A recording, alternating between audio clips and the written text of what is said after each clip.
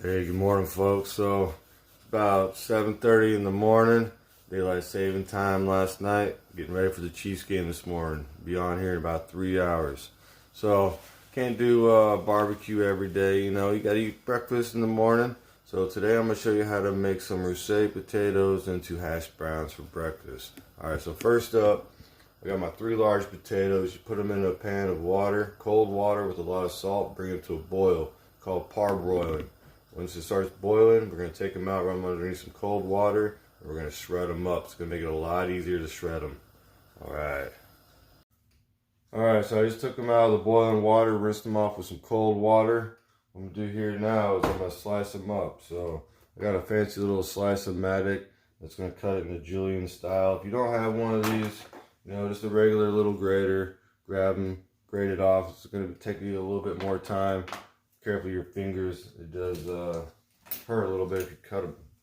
So what I'm going to do here is I'm just going to slice the potato right in half.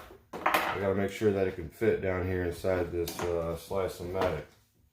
Alright, so just cut it, throw them down in here, and I'm just going to slice away, okay? I do have a little press where I can kind of push on it, not really supposed to, it does help. So it is slicing. Let me get through these and I'll show you the afterwards. Alright, now that I have all the potatoes cut up in little julienne squares for the hash browns, I went ahead and cut half of an onion up. We're going to make these into loaded hash browns. I'm going to use some onion and some cheese to top it off, alright? So now that these are all done, what I did is I rinsed them off to get all the little the skin particulate that gets all over it when you're slicing them, to take it off of here. So the next step to this is to get a cast iron pan, put a little bit of oil on it, and we're just going to throw these in here, alright? We're going to let them sit till they brown on one side, and then we're going to flip them over. Alright, this is a lot, so it's going to take a little bit.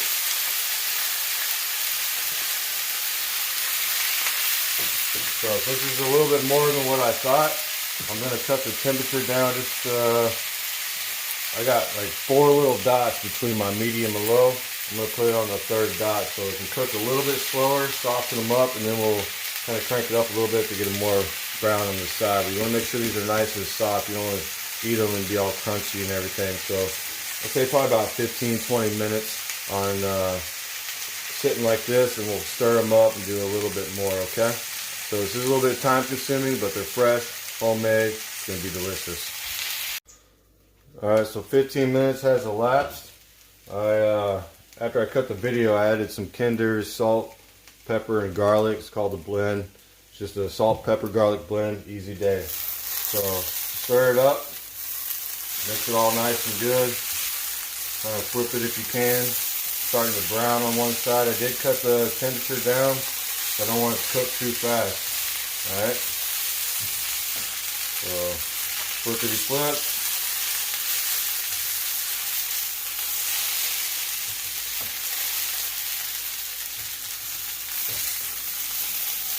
And these are smelling amazing. So I did saute some onions, not a whole lot, just half an onion. Alright, just mix that up in there on top, all across the top, and that aroma will settle in as it cooks some more. Alright. And I do recommend covering it just to kind of steam the top to make them softer a little bit quicker. Alright, here we go. We're on our way to an amazing breakfast. Alright, so we had about 15 minutes elapsed here. Close to about 20 actually. So what I'm going to do is flip these over. They're turning brown on this side. And what I'm going to do is I'm going to crank up the heat here for about 5 minutes and get the other side and just turn it off and let them sit. I don't want to like burn them, but I want them to just turn brown. Alright? So stir them up a little bit. They're getting really nice and soft. Almost mushy, but you don't want to get them to that point, okay? These are turning into almost fried potatoes if I leave them right here, which are good regardless. So we'll turn up the heat for about 5 minutes, okay? It's a cast iron pan, so it's going to get nice and hot. Actually, you know what? Let's just do 3 minutes, and then we'll turn the temperature off, and we'll just let them sit, okay? And what I'll do is I'll let them sit while I cook up my sides. And then by the time I'm done, it'll be nice golden brown on the bottom to where when I flip them over, I'm just going to put them into one of these little casserole dishes. I'm going to do my best to flip it over in there so it'll be nice golden brown on the top, have a little bit of a crunchiness, soft in the middle, and you can sprinkle cheese on it as you like. My wife doesn't really like cheese on it, so it's going to be put cheese on it as your own discretion. Alright, we'll see. Alright, so I've been letting it sit here for a few minutes. I got my little casserole dish. What I want to do is I just kind of want to squeeze it in just a little bit, right? Get around the edges. That way we can flip it over in here. I already took my pan, so I know based off the size of it, it will fit in there. Alright, so let's see how we do here. Just gonna flip it. Boom.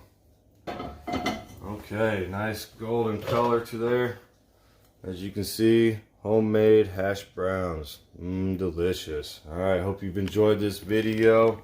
It's not barbecue, but we all got to eat breakfast. So you want to eat breakfast good every now and then, especially on Sunday mornings. Feed that family. So I'll let you guys decide on what side items you'll prepare with it. This is a definite try. Highly, highly recommend it. Easy day. Enjoy, folks. I'm going to go watch the football game.